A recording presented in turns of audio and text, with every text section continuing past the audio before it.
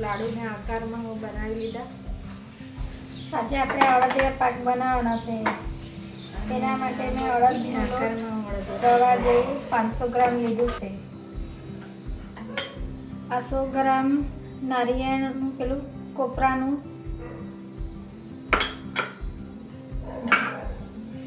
અને આ પિસ્તા અડધી વાટકી, કાજુ, આ બદામ આટલું છે, દ્રાક્ષ આ 20 ગ્રામ દ્રાક્ષ લીધી છે, આ અખરોટ 20 ગ્રામ, ને આ 50 ગ્રામ ગુંદ, ને આ 500 ગ્રામ ગોળ,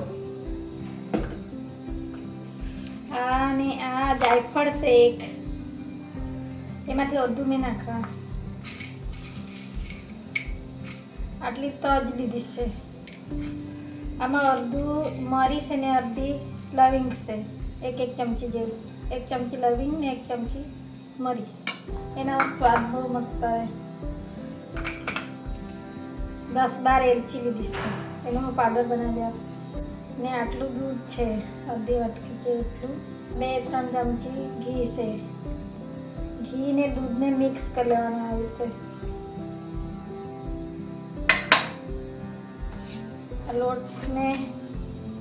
લોટમાં નાખવાનું ધાબુ ભરવાનું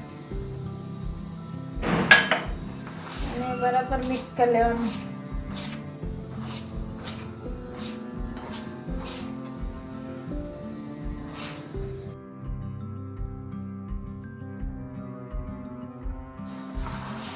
આવી રીતે પછી ગગરું થઈ જાય મસ્ત. પછી ચાળણીમાં ચાળી લેવાનું, મોટા ચાળણીમાં.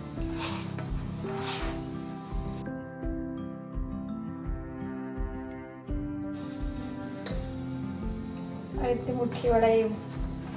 હવે એને 2-3 મિનિટ રહેવા દેવાનું એમ જ.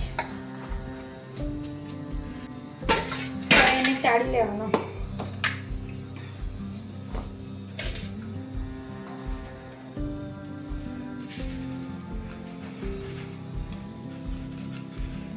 ચાળી લેવાનું.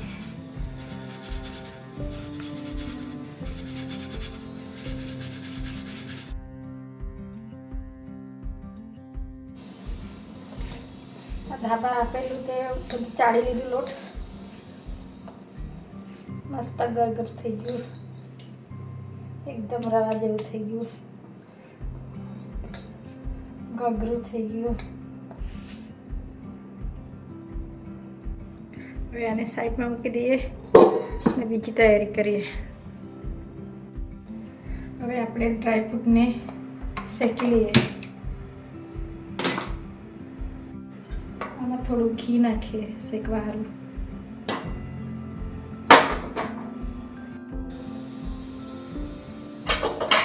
પહેલાં આપણે ગુંદને શેકી લઈએ.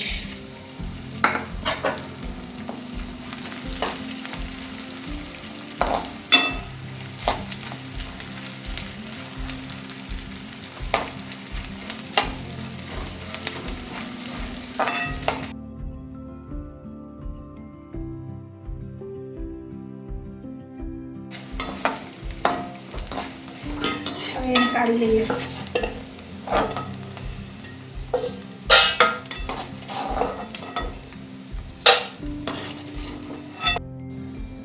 હવે આપણે બધા ડ્રાયફ્રૂટને શેકી લઈએ.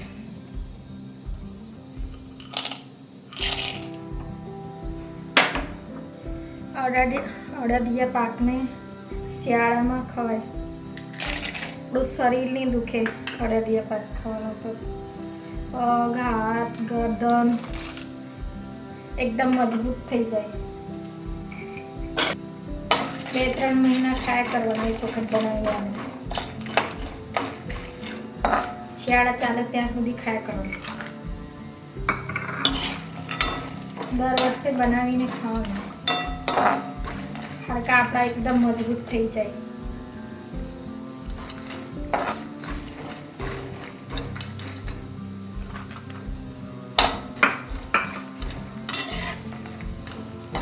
શરીર શરીરમાં શક્તિ જેવી આવી જાય, કામ કરવાનું આળસ જેવું નહીં આવે, ખાવા જે પાક ખાયા કરવાનું. તો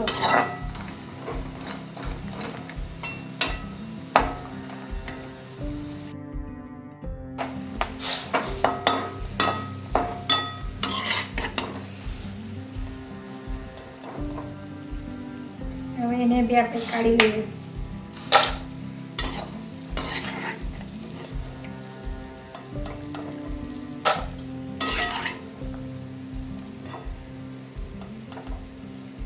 બધાને મિક્સરમાં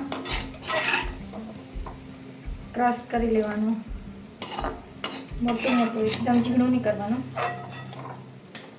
નારિયેળના બુરાદા એ અલગથી શેકી લેવાનું, કેમ કે આ નાનું છે ને એટલે બોડી કઈ જાય તો.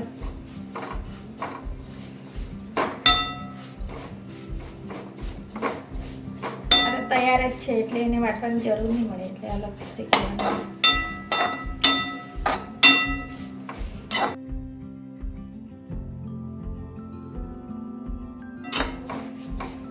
એને આપણે કાઢી લઈએ.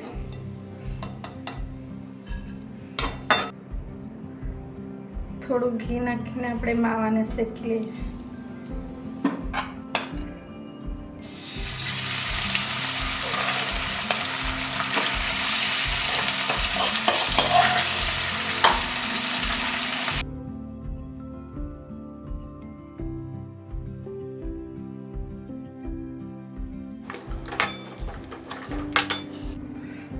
હવે આપણે માવાને કાઢી લઈએ.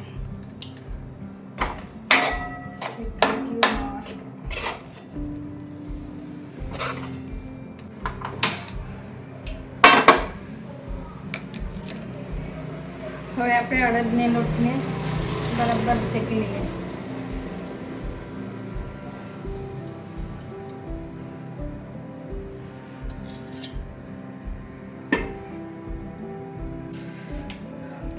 ग्राम અડદનો લોટ છે, 500 ગ્રામ ઘી મેં બધા માટે એ જ વાપરેલું છે. 500 ગ્રામ ઘીમાંથી બધું કર્યું છે.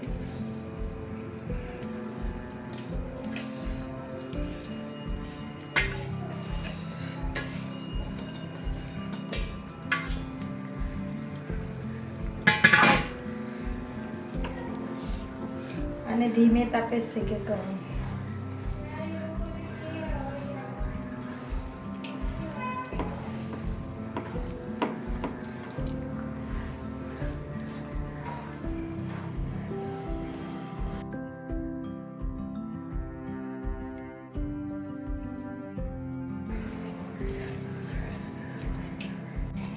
હવે મેં અડધી વાટકી જેટલી દૂધ લીધેલું છે એ થોડું થોડું એમાં નાખવાનું.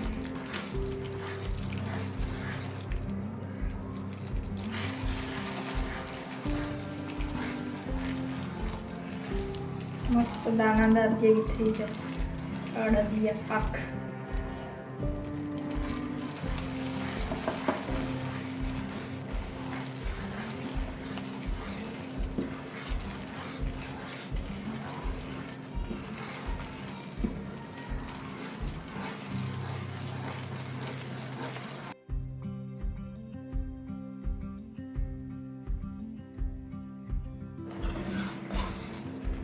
હવે આપણે આમાં માવા નાખીએ.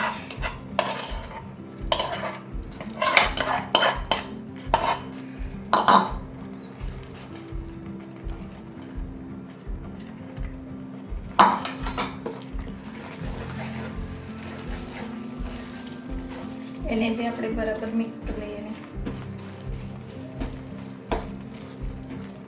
300 ગ્રામ છે માવા.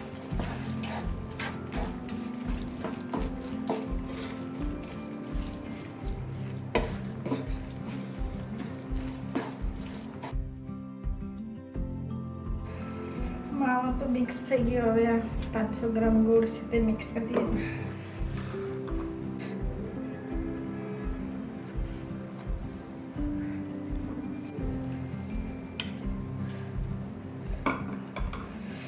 ગોળને બી બરાબર મિક્સ કરી દઈએ આપણે.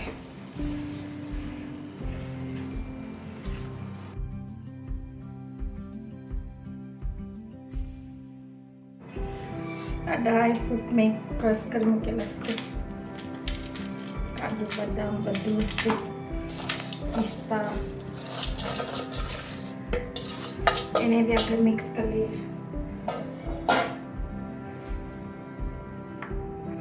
આ અડદિયા પાકનો મસાલો એ બી મેં ક્રશ કરીને લીધેલા.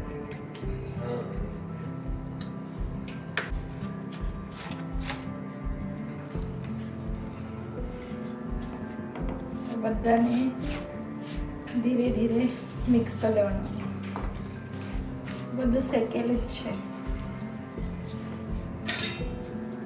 આ એલચી પાવડર 1 ચમચી,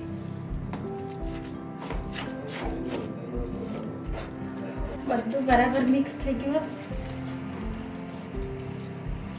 બની ગયું અડદિયા પાક આપણા. બહુ મસ્ત ટેસ્ટ, મસ્ત સ્મેલ આપતું છે. ખાવાનું મન થઈ ગયું છે મારું તો. એટલી સ્મેલ આવે મસ્ત. તમને હું જોઈને ખાવાનું મન થતું હશે. એટલું મસ્ત દેખાતું છે. સ્મેલ હો બહુ મસ્ત આવતી છે. તમને આ મારો વિડીયો ગમેલો હોય તો સબસ્ક્રાઈબ કરજો, લાઈક કરજો અને કોમેન્ટ કરજો. તમે હું બનાવીને ખાજો. હાડકા હો બહુ મજબૂત થઈ જાય એનાથી.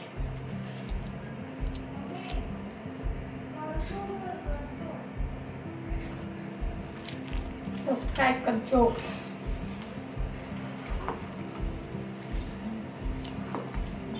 હવે આપણે ફેડી લઈએ. અને મેં ઘી લગાડી મૂકેલું આ ડીશને પહેલાં જ.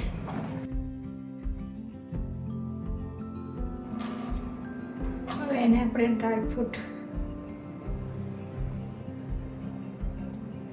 લગાડી દઈએ.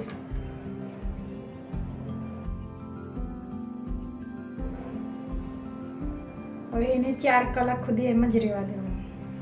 પછી કપાય નહીં એટલે જરાક ચીરા પાડી દઈએ.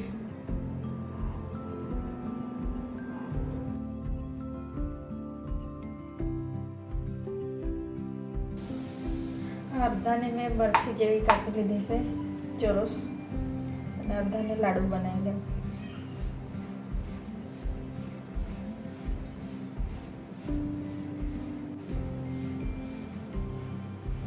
આ અડદિયા પાક